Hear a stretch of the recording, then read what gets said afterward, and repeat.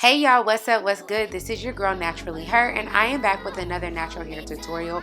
And this week I'm going to show y'all how to do invisi-locs. But before we get there, let's talk a little bit about these products. We have gel, Cuban twist hair, rubber bands, hair mousse, rat tail combs, and lock hair clips.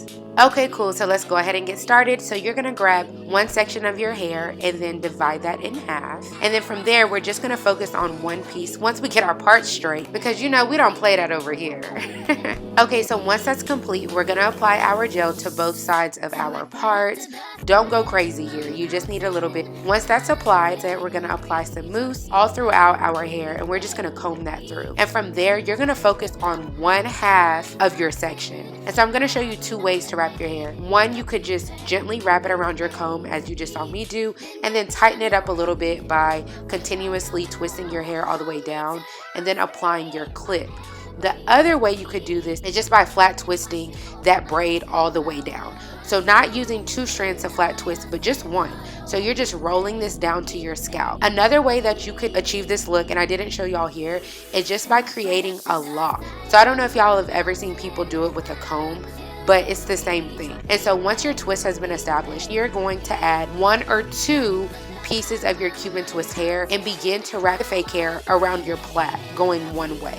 So one of your plaits you're going to twist counterclockwise, the other way will be clockwise, and then you're just going to wrap those two strands around each other to make a two-strand twist all the way down. The key here though is to continue to wrap the hair or twist the hair as you're twisting the larger two-strand twist, okay? Replay this if you need to. Kind of confusing, but it's really simple once you get it. And then from there, I'm going to choose where I want that twist to stop, and I'm going to add a rubber band, or to really just designate where I'm going to begin that twist. I'm going to wrap the ends of that twist all the way up and down to create this little lock knot.